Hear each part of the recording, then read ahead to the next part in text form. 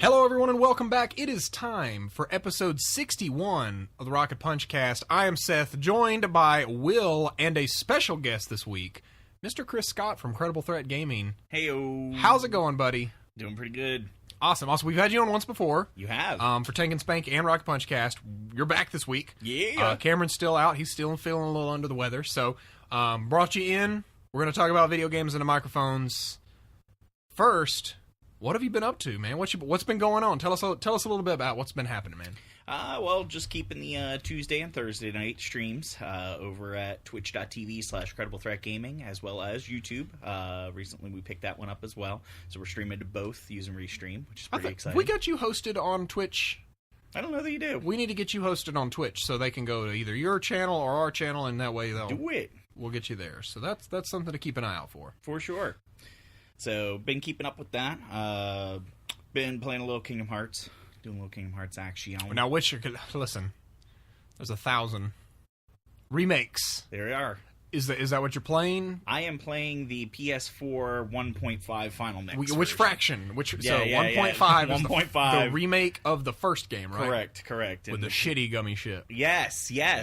That apparently you cannot change the inverted controls for. No. I did not know that was a thing, so I spent like 20 minutes going through menus trying to figure it out. Then I looked it up online. People are like, "Yeah, no, you're just stuck with that." Good luck. Good luck, Godspeed. That's when I would just want to get like an Xbox Elite controller and just button map like a second profile. So as soon as the gummy ship comes on, I just switch to the next profile with inverted controls. Yeah, not a bad idea. So, yeah, no, I've just been stuck with it. So it is what it is. But having a lot of fun with it. I've got some plans in the works for it, so you have to stay tuned. You have to stay tuned. Again, got some plans. Some dastardly plans. What about you, Will? What have you been up to? If you say Dokkan Battle, I will literally eat your microphone. Dokkan Battle. Fuck! I'll hold him to it. Everybody. That would be hilarious, actually. That's why I primarily said it, because it's the mobile trash game of the century. It's not the mobile it is the mobile trash game of the century, let's be real. I'm so tired of hearing about it, though. That's fine. That's fine. So tired. No, you'll always be tired, but you will persevere. No. Fucking Yamcha. Lost my cool-ass Krillin. And you got a Yamcha out of it. And I got a Yamcha. It's okay, he's in a crater now. Man, I was dying when I heard you guys talking about the Yamcha in a crater. I couldn't even handle it. It's a real thing. I know. Yeah. When you said it, I was like, "This is fantastic." I'm so glad that's a thing. It's a real thing. I'm glad. I hope the Team 4-Star was like somehow involved in the creation of the game. They're like, "You got to do it. Just do it." We all know it. Someone at Namco Bandai has a sense of humor. That's good to know. Yes, it is. No, but I've been playing Destiny again, so don't die over that. I'm sorry. It's fun. Some people, they like to play good games like Horizon. Like Overwatch. Or Overwatch. New, and some people like hamster wheels that you get on and have no point or no story and no... I'm done. We're not talking about Destiny. You've been playing Destiny, probably Crucible, right? Actually Iron Banner, so yes. PvP. I have words. I'm done. You know what I have no words left PvP for that. On, though? Overwatch. Good. That's a good one. Because the Uprising thing. Man, so that Uprising event is really good. It is. We actually got to stream it earlier this week. So we rocked that out on Tuesday night. Did you do the story mode? Yes. Did you do the locked characters? Yes. Okay, good. Yes, we did the locked characters first, and we actually beat it on normal, because we're terrible at the game overall. So we did actually do it on the first try on normal mode. Then we tried upping the difficulty and doing it on rando characters, and that did not go quite as well. Well, you just pick four bat. Well, you can't do more than one, but you get Bastion, Reinhardt, and you're good. I mean, the other two are flex. Do whatever you want. Yeah, I tried doing the first time. I tried doing it with pick any, with some randos because Dying Dawn wasn't online, and everybody went tanks. We all died. Sounds like a recipe for disaster. Yeah, I was yelling in the mic. Yeah, it's surprisingly long. As you keep going into it, you're like, okay, I'm doing okay, I'm doing okay. Then you get like 30 minutes in, you still end up failing. You're like, come on. It is a breath of fresh air for that game for sure. And I think that we'll probably dive way deeper into this over on Tank and Spank, our other podcast, more Blizzard specific. But that definitely needed... Overwatch needed that. I think so too. Overwatch needed that and needs that. They need to make sure that event, I don't necessarily say keep the event forever, but they need to make sure that every event has some kind of PvE flair. PvE story component, not just more skins. Like this is a perfect tie-in with like you can see the skins in action in that mode, and then you can unlock the skins through the loot boxes. Right. That's yes, but we will talk about that for 30 straight minutes in Tank and Spank. Yeah. So. The other thing we both have been following, Thrawn book. Listen. I know books are not cool They or whatever. Are not cool. When Some you guys people were talking about it before the show, I'm like, ugh. Some people don't like reading those dadgum books. I will say, don't read the dadgum book. The book is great. The book is fine. However, the audiobook version of what's simply called Thrawn is by far the best way to consume this audiobook, or to consume the book Thrawn. Mainly because it is the exact same voice actor who did the original Thrawn trilogy, Heir to the Empire. Mark Williams, I believe is his name. Mark Thompson. Mark Thompson, sorry. It does not sound like the same guy. It's Mark Thompson. I just re-listened to the Heir to the Empire series, that trilogy, before this came out. It's the same dude, but maybe the same guy, but he does not sound the same. It's been like 25 years. It's been right? a long ass time. Yeah, it was like mid 80s. But he kind of invented the Thrawn voice, like he did the very airy, and they've settled on that for sure because Rebels. That's exactly what they went with. They're like, the Rebels will be utterly crushed, like that, just super airy, confident voice. And he nails it in this. Also, surprisingly good Emperor Palpatine, too, in this. Yeah. I was really surprised. Same guy. Yeah, it's the same dude. It's the same dude doing the whole audiobook. So, I got it on Audible. I also got it there. We're not sponsored by Audible, so there's not a coupon code for a free month. I know that's what you're used to hearing in podcasts. But it is, to me, it is probably one of my favorite Star Wars books post-EU wipe. Like, after the EU expanded universe wipe, this Thrawn book is really good. Now, Will, you're a lot further into it than I am. Yeah, no spoilers. I've got 3 hours left. What are your impressions of it? With no spoilers, of course. Well, because it's still Timothy Zahn. Same dude who wrote Heir to the Empire. Yeah, so there's no gap in quality of character or the writing or how he studies his opponents before he utterly dismembers them in front of their people. So... No, good job. Read it. You sold me. You sold me. I'll get it. Even if you're not a big fan of Star Wars books, this is not like a series that you have to invest a bunch of time and money into. It's a one-off book, but boy, Thrawn is I will say Thrawn is the coolest non-Force user villain in the Star Wars universe. I'd say he's the coolest character. No, it's not Force user. Yeah. Well, hey, we've lost Han. Darth Vader is by far the best villain in Star Wars. You didn't hear the final of that, where it's like the coolest non-Force using character? Oh, you're talking about in general. Oh, yeah. Okay. So Han's dead now. We still got Chewie, but he just kind of roars at you. So, but we got Thrawn. Old Chewie from pre-EU wipe, getting killed by the moon. Don't get me started. Yeah. I don't. Just wait for Rose. Rose. I've heard we're all gonna love Rose. Rose is gonna be pretty cool. If you haven't been following, Star Wars Celebration was this past weekend, so we got a lot of new details about all the new Star Wars things. The Last Jedi trailer, which the movie's gonna be the best Star Wars movie. I feel like this will probably be one of the best Star Wars movies we've had since I've been alive.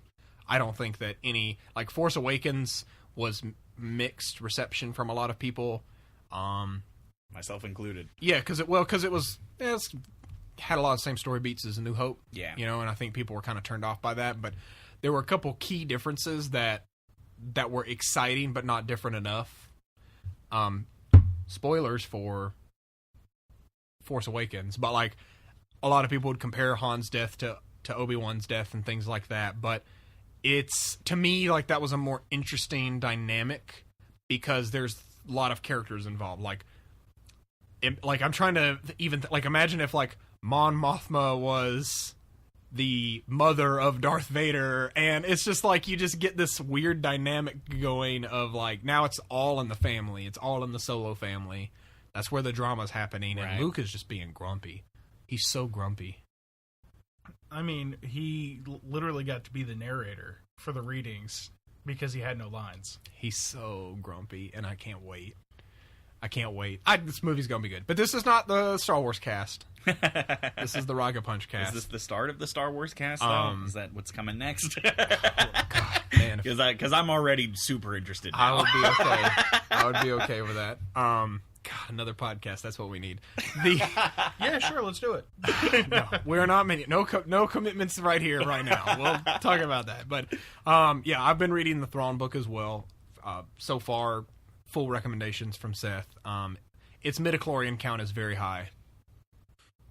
Oh, I don't know. Now that you've even brought that into the fray, no, there are no midichlorians. You're backing us back out. Listen, I'm going to applaud the members of Celebration this year. They totally get it.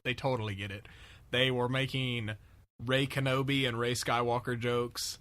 I heard a couple of things like, man, the midichlorians are off the chart for that type of... It's just great. I love how they get the good and the bad of Star Wars. But beyond that, I went back to Dark Souls 3, which is an adventure. That's one too many Dark Souls. Dark Souls 3 is good. They just had the new DLC drop. I had to do a platform swap for this one because I rolled a Pyromancer, which was apparently a very poor choice, and I can in fact confirm it was a very poor choice because Knight is much easier to play than Pyromancer. You can take more than one hit from most enemies, which is ideal for that type of game. I agree. So I've been playing through that. I beat the first boss on my first try. Second boss took about 4 tries, and I just beat the second Bort of the Valley or whatever. That guy, Ice Bro. Bort of the Valley. Yep, of the Sunken Valley, or I don't know. Weird names. Anyways, I'm going to be playing through that. I hope to also play the DLCs as well, because the new one is apparently, the Ringed City is apparently really good. So I'm taking my time back through that because I don't have other games to play either. I don't have Horizon and Mass Effect and all these other games that I'm totally not playing, right? I've got time to go back to Dark Souls, a year-old game at this point. Of course. So that's what I'm doing. Priorities. Priorities. Whew. But anyway, so with all the Star Wars chatter, we have some Star Wars stuff that we need to talk about in the realm of video games. So we said Celebration was happening. At Celebration, specifically, EA was there talking about Battlefront 2. Star Wars Battlefront 2. We all kind of knew this was coming. I think it is pretty safe to say at this point we're going to be on a Battlefront, Battlefield, stagnation release schedule from this point moving forward for EA. So, this year's Battlefront 2. And before we even dive into the details of Battlefront 2, what were the things that you thought were missing from Battlefront, the first Battlefront, 2015 Battlefront, that you would want to see in Battlefront 2? And then we'll go through and talk about what was there versus what we'd like. I would love to be able to go from outer space, fly down, land, pick up a gun, and then run at the enemy. Or be on the ground, pick up a ship, fly up into outer space, and fight capital ships. You mean No Man's Sky? Except remove all of the other verbs. No. What I'm saying is the original Star Wars Battlefront 2. Could you do that? Yeah, you could transition between types of combat. Oh, okay, well. At least on the PS2. Yeah. Yeah, that far superior hardware. Yeah, the PlayStation 2 could do it. Why can't the 4 and the Xbox One? No. Well, the Xbox One doesn't have enough RAM. No, without the power of the Microsoft Cloud, we can't handle it. We offload that. Yeah, you add that in, then maybe we can render the space simulation server side. Get that rolling. Yeah, I mean, I think that the wish list that most people had got addressed. So let's run through some details of what's coming in Star Wars Battlefront 2. 1, it has a story mode. It has a campaign. Huge. I think this was probably the biggest request from the first one was like, I want some kind of reason to come to this game other than it's a Star Wars playset. Like, you can just reenact your battles. Like, there needs to be some kind of hook that gets us in there, gives us something to play other than multiplayer. We learned it from Titanfall. I think Battlefield 1 learned it. Like, you just need something there. Second, probably most requested thing, space battles. Yep. I don't know if it's going to be the No Man's Sky, like, board spaceship and fly into space. I feel like there will be two distinctly different modes. Kind of like they did with first Battlefront, with like you'll select the space playlist. But I feel like rather than just kill each other, there will be like objectives where it's like, you know, rebels attacking a Star Destroyer or something like that. Right. They better. All I know is they better have the Death Star battle in there. Oh, because we've never done that before. Never have we done that in a Star Wars game. No, I'm just saying. But if you're gonna have space battles, I want the one over Yavin and the one over Endor. Yeah, fair enough. There's apparently a huge space battle in Last Jedi, as we saw from the trailer. So I would love to see some kind of, you know, if that's a big battle. What are some other... Rogue One. Rogue One had a... Excellent. Oh, yeah. Excellent. But Rogue One is a perfect example of one that would be so great if you could go from the planet side directly to the space side. They were doing that. I'm sorry, man. Like, I hear... I 100% get it, like, splitting the two off. You know what I mean? It's probably 8 million times easier, you know what I mean? Keeping the two things separate. I mean, it's very obvious what one is going to be versus the other. But, man, like... Let's bring some creativity in. You know what I mean? Let's get crazy here. This is Battlefront, man. Like, you guys come out with this ridiculous engine that looks like nearly as good as Cinematic Universe engine. You know what I mean? Just absolutely gorgeous visuals. That was what you did in Battlefield 1 or Battlefront 1. What are you bringing to the table this time? If you're just bringing, like, oh, you can now fly more. It's like, what? Next level, next gen. I want to do I want to steal the Death Star plans. That would be cool. Yeah. Like, that would be a cool event to run. That would be. Oh god, what was the name of the planet? I can't remember the name of the planet in Rogue One. Scarif. Thank you so much. Oh yeah, man. Where you start, you land on Scarif, ground battle, stealth in, guns a-blazing, stealth, you know, non-stealth out, and then into space. Right. That would be pretty cool. You know, it'd be cool. Take this engine and make another Rogue Squadron. Hey man, I love Rogue Squadron. I love Rogue Squadron too. Let's just go straight to Rogue Squadron. I love Rogue Squadron too. I feel like Rogue Squadron. I'm not saying remake. I'm saying make another. Make another one. I feel like they could do that. Like, you think about the campaign. Like, that's where I feel like the campaign should have vehicle levels, and not in the dreadful vehicle levels sense that we had in the early 2000s, where it's like, oh god, Call of Duty 3, you know, that level of stuff. But like, genuinely where you do a mission and then you got to escape, right? And so you hijack, you know, you're playing as Imperial. We're going to dive into the story in a bit, but like, let's say you steal an A-Wing and now you have to escape a Rebel base, right? Like, that's totally cool. That sounds really cool on paper. We'll have to see. We really don't know. But here's some more details. So, story-wise, you play as Iden Versio. Versio. That's real close to Jyn or so. That's all I gotta say. Yeah. Anyways, she is the leader of female protagonist. Check. That's awesome. She is the leader of Inferno Squad, which is basically a SEAL Team 6 of the Empire. They're a super tactical, very elite team of kind of special operations troopers that, you know, in the trailer they showed basically the stormtroopers are about to get wrecked, as they do, and then all of a sudden every rebel starts dying on the Battle of Endor, and boom, she walks through and is like, psh, get out the way. We're going to carry this shit. So you play as her, and from what I can tell, the beginning of this game picks up at the Battle of Endor. That's what it looks like. They execute their mission, and then they look up in the sky and the Death Star explodes. For everyone else, it's a celebration. Yeah, yay, we beat the Death Star, but for them, it's like crushing defeat, right? The Emperor is dead.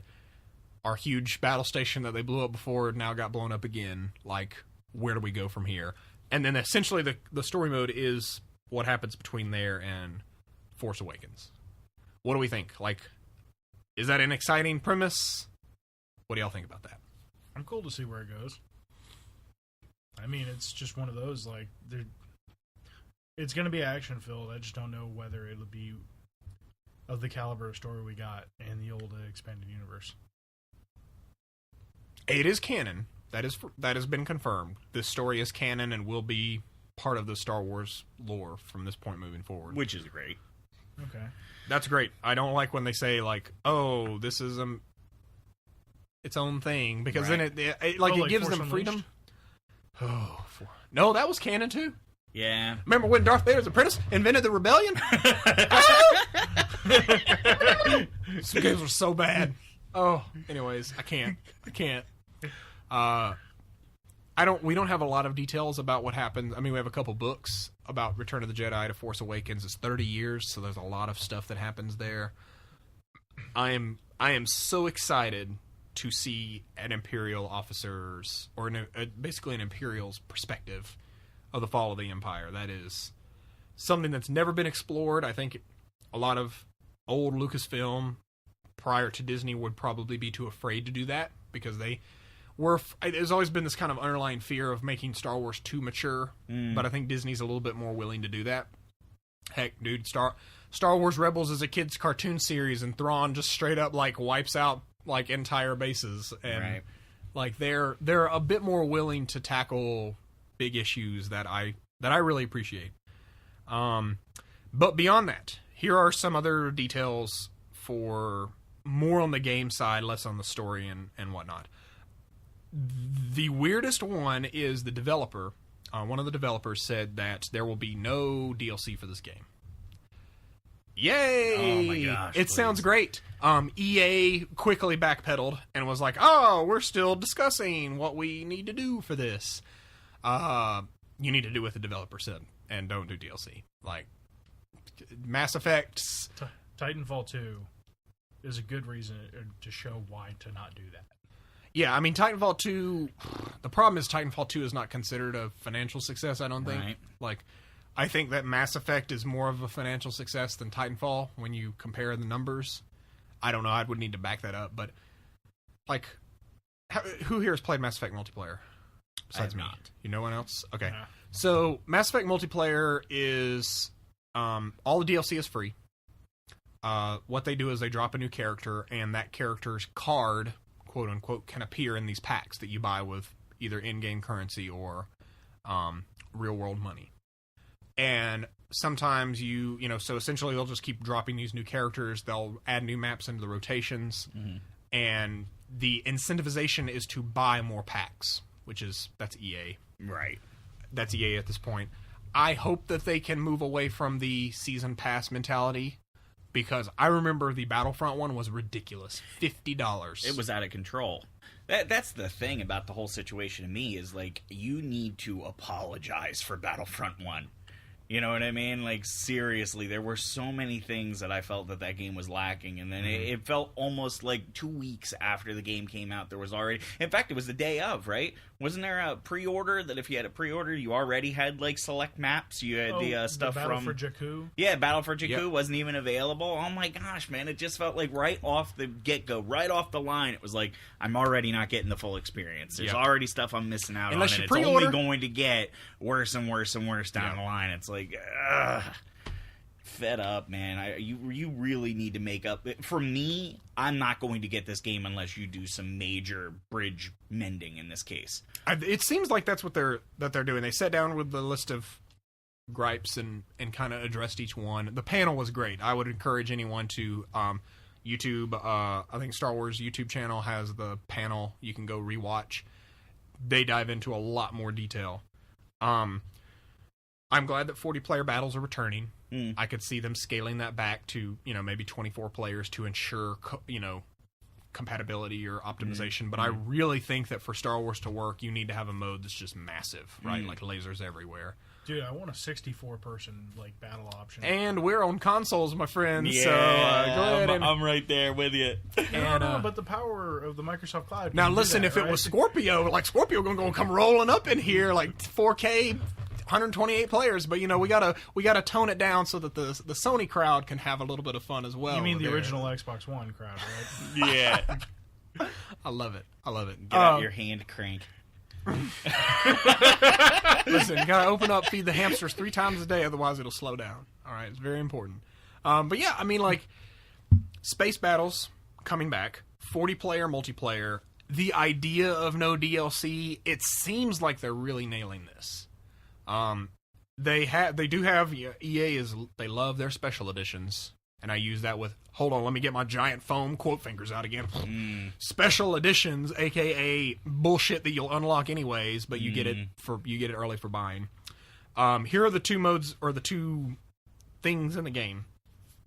So when you pre-order the game, standard edition, you get an exclusive Kylo Ren and Rey themed look inspired by The Last Jedi. So essentially, Kylo Ren, open in Microsoft Paint, add scar, save and quit.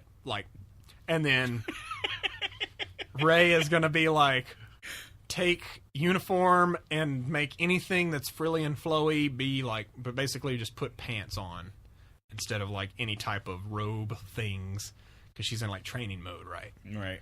So, no grumpy Luke, which I'm upset with. I can't wait to see Rey with Luke in her backpack, like running across the island. Yes. That better is what do some flips.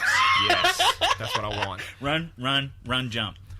He could be your backpack while you run. That's it. Yes. That's it. Stop it, seagulls. So exclusive looks for them. I'm also super excited that Kylo Ren is in this game as a hero. So heroes are back. I hope Hero Fight also makes a return because that was a great mode. Everybody gets a hero, and you get a hero. And you get a hero, and I really hope that they bring that back in a big way. And okay, so moving down. So exclusive looks for Kylo Ren and Rey.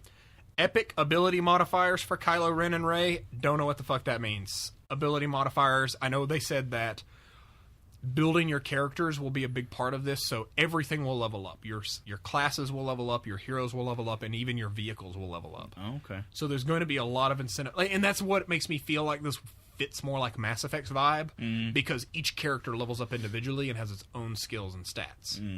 That sounds cool. How do you keep that balanced? I have no idea, but that's whatever. Right.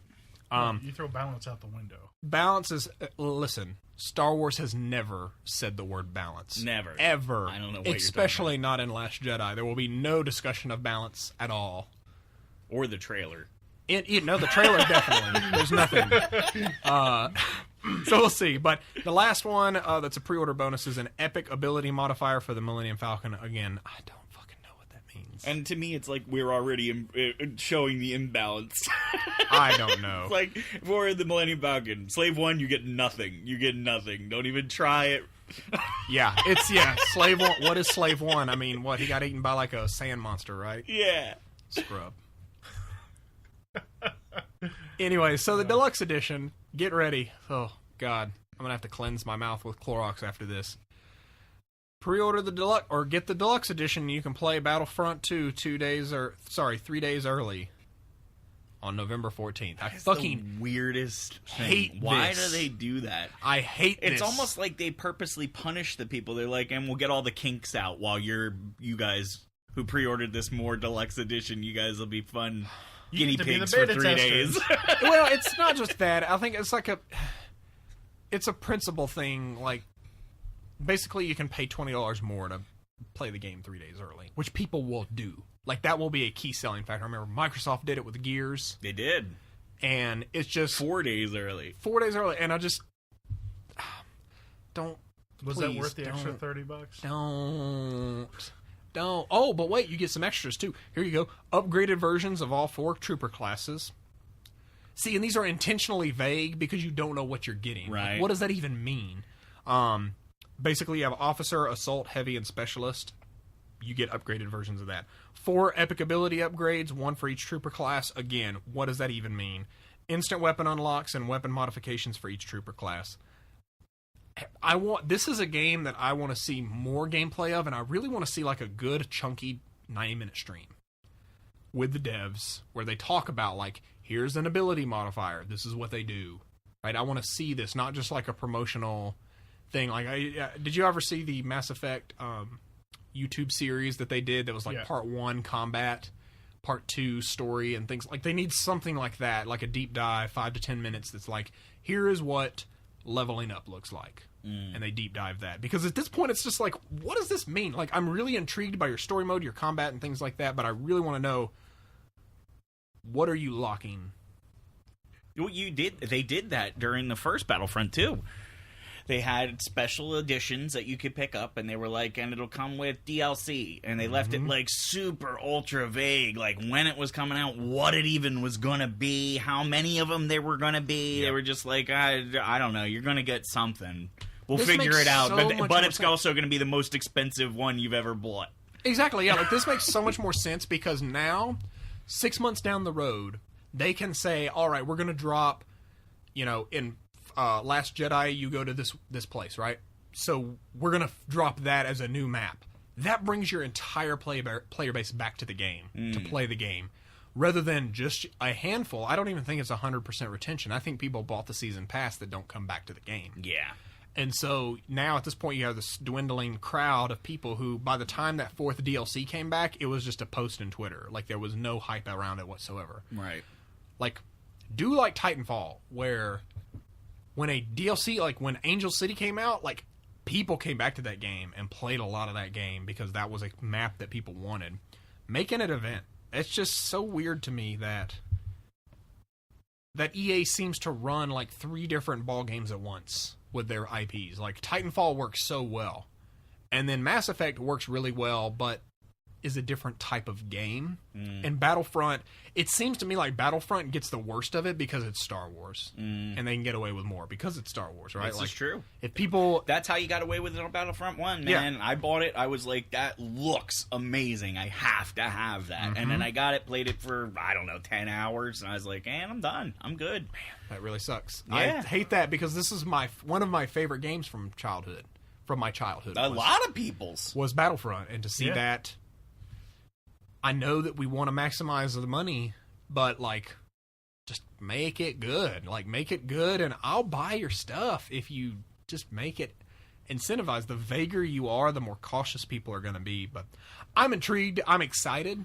I'm intrigued. I'm almost excited, but you burned me so bad on that first one, man. You really did. Mode. I was so excited for that game, and then I got it, and I was bored in just a few hours, man.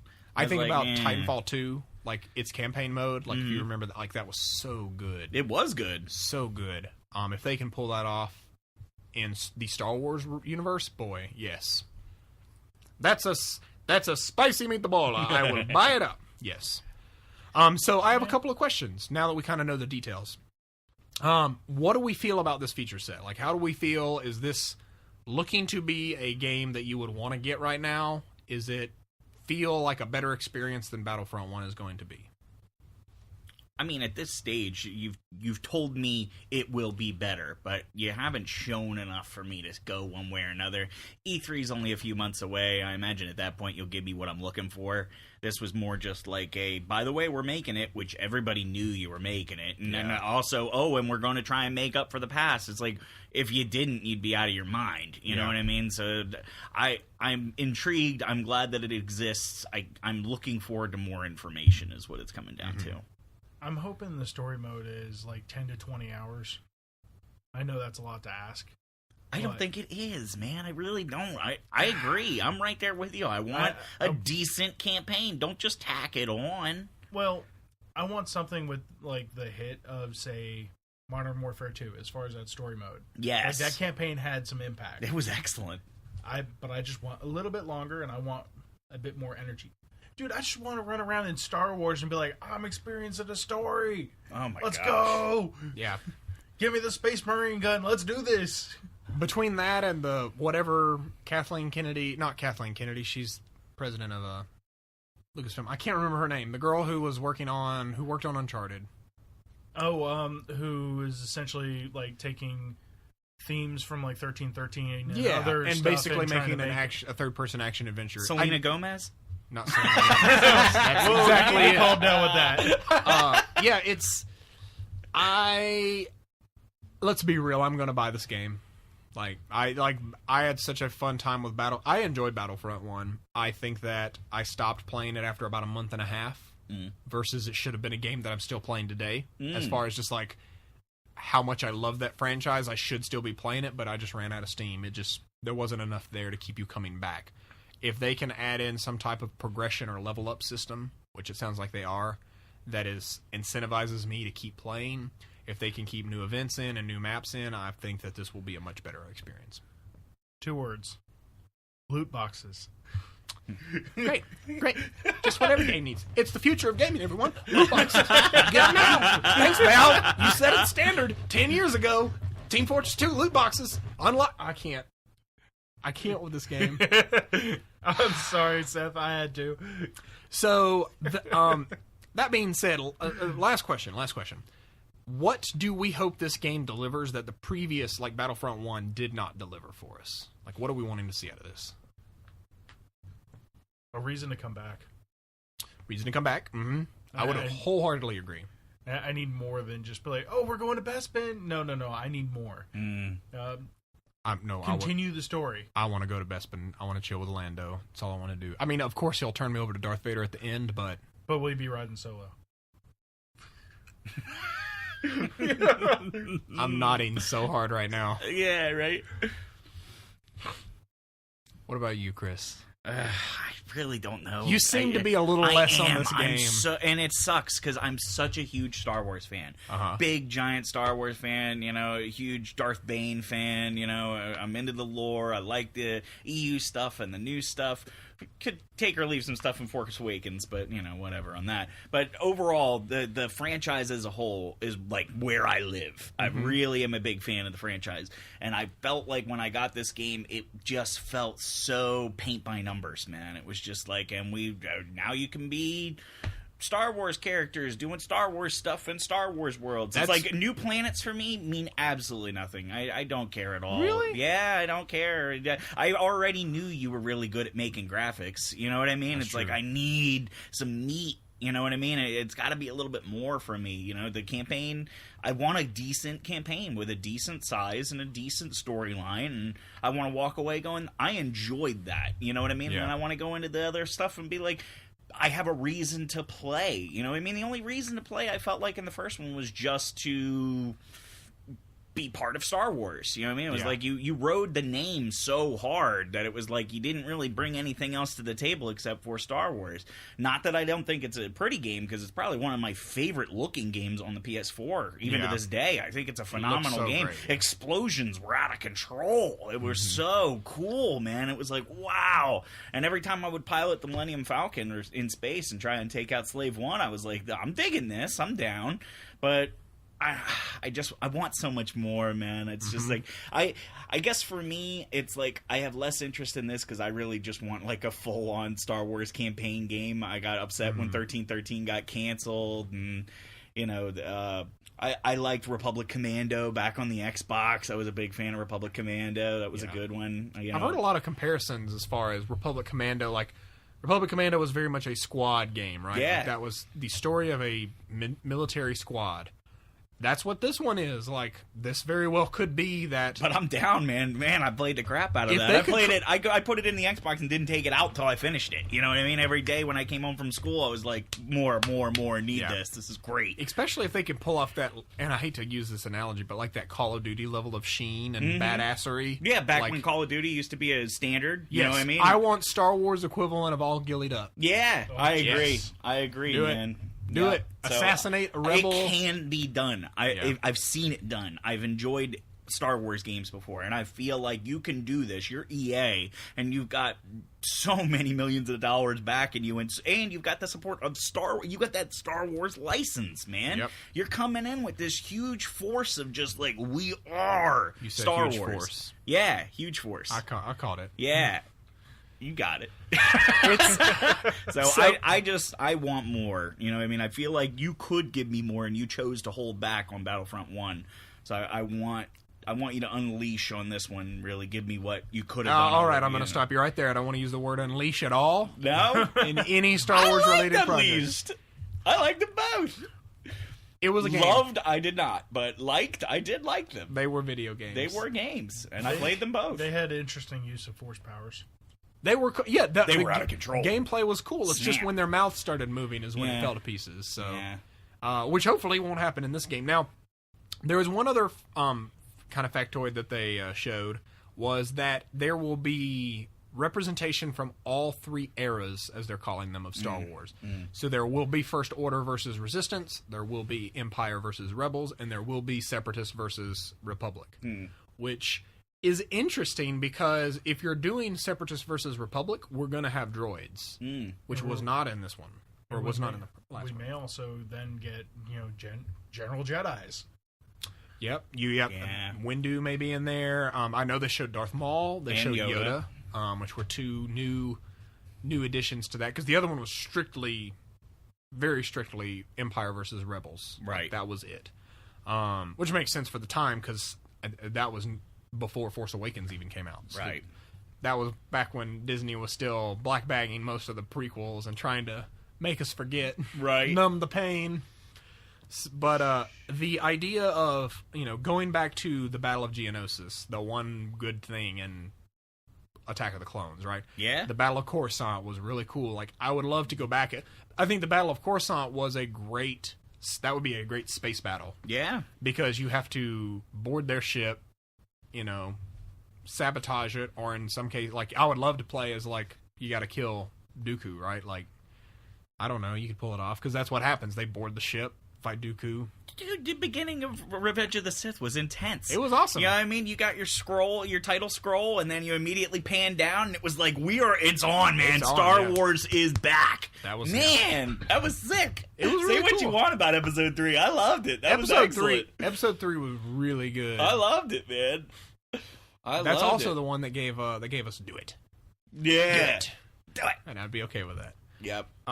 Yeah, I mean, what would be some of the battles that you want to make sure that you would like to see? I can never get enough Hoth, but I don't know why. Hoth, it's because Hoth is the best Star Wars battle that's ever been I'm done. telling you, that was so intense. It's so good. It is so good. I can put that on loop at home. I even know the score. Oh, yeah. I mean, at this point, we know Hoth is there. They confirmed Tauntauns are in the game. Like, you can run over Stormtroopers with Tauntauns. Right. Game of the Year contender, for sure. Absolutely. Not gonna lie. Achievement unlocked. I would really like to see some kind of asteroid field dogfighting. Yeah, like the Empire Strikes Back. Like the chase, yeah. But not necessarily a chase. Like, I want straight up, like, X-Wings, TIE Fighters. Go. Oh, and then just asteroids fucking everybody up. Yeah. Okay. That sounds like a rage factory right there. Just the right. Actual rage factory. Yeah, you don't know who to yell at, the opposing players or LucasArts. It'd be great. Give me some PSVR action on that one. I'm in. Yeah. Battle of Jakku was really cool. A Starkiller Base. I'm a sucker for snow levels. And love snow levels. Starkiller Base was that could be a cool vehicle mission. I don't know if Scarif is a fantastic ground mission. Yeah. I would love for that. Like, I just imagine the beaches. Scarif is probably one of my top 3 of the entire franchise. It's so good. That was an excellent battle, man. When they warped in, and all of a sudden it was just like, it's on, and the Empire didn't even know what hit them. It was like, snap, are we doing this? Yeah, that's exactly what I expected from a Star Wars Ocean's 11. Was just like, get the plans, all right, everyone out of hyperspace, just like, and then fuck shit up all day long. And then Hammerhead Corvette knocking it into the ring. Yep. Ah, I was so sick. I'm Star Wars out is so good. hard. Star Wars is really good. Star Wars is back. Star Wars is back.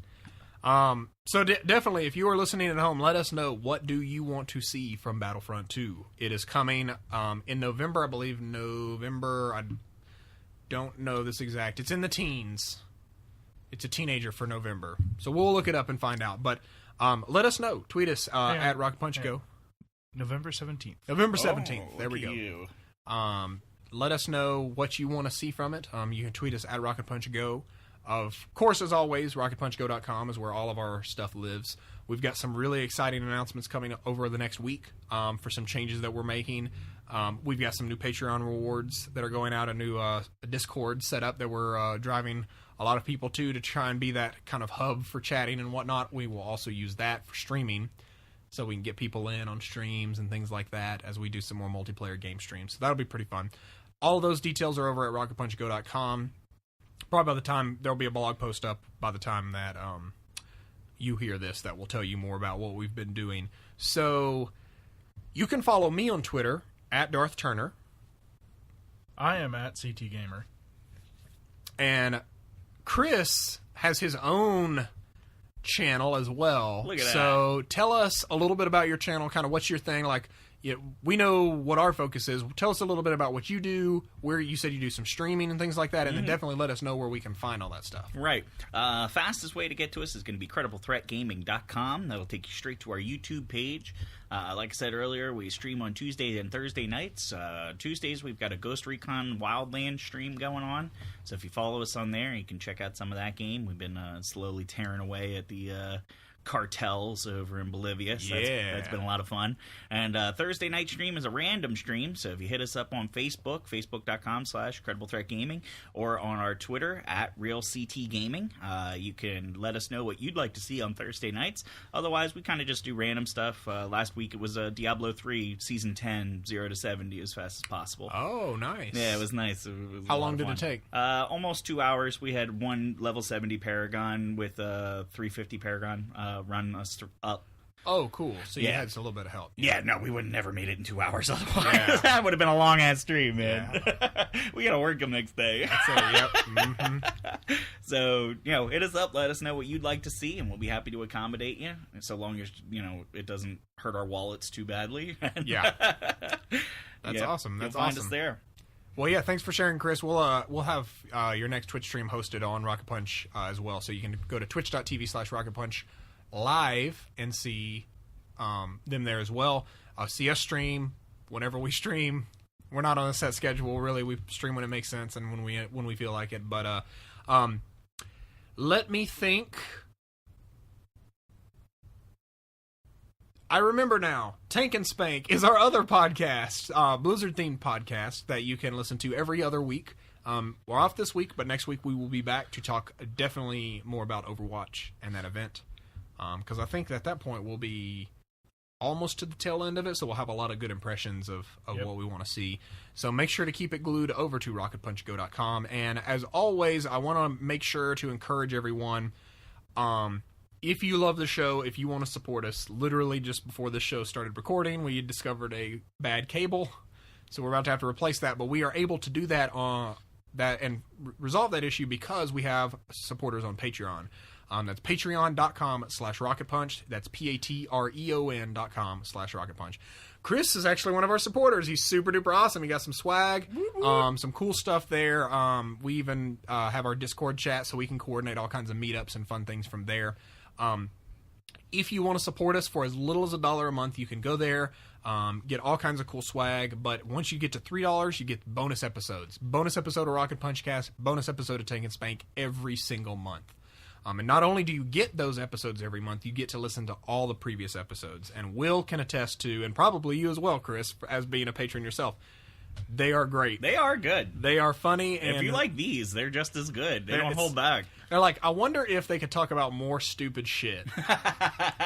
Boy, if I got the answer is yes. An answer for you. We do. And you know what? If you're a Patreon subscriber, maybe you get to suggest topics you want us to talk about. Yep. Suggestions. Basically, being a patron gets you VIP access to everything Rocket Punch, which is really awesome, and we're super excited to build the Discord community up. Being on Discord as a patron, if you sync your account, you get an exclusive channel. You get for text and voice as well, which is where we're going to be referring and asking a lot of questions to get even deeper with our patrons. That will be really, really awesome. Make sure to set up that sync and whatnot. Beyond that, rewards go all the way up. I mean, $5 you start to get physical swag. You go all the way up to $25 where we actually have the shirt, the Rocket Punch shirt that you've probably seen before. So definitely make sure to check that out at patreon.com/rocketpunch. Anyways, that is it for this week. Thank you so much for joining us for episode 61 of the Rocket Punch Cast. Good news, episode 61 is a prime number, which means we're going to end it with, all right, Autobots, let's transform and roll out. We'll see you next week. Until then, farewell.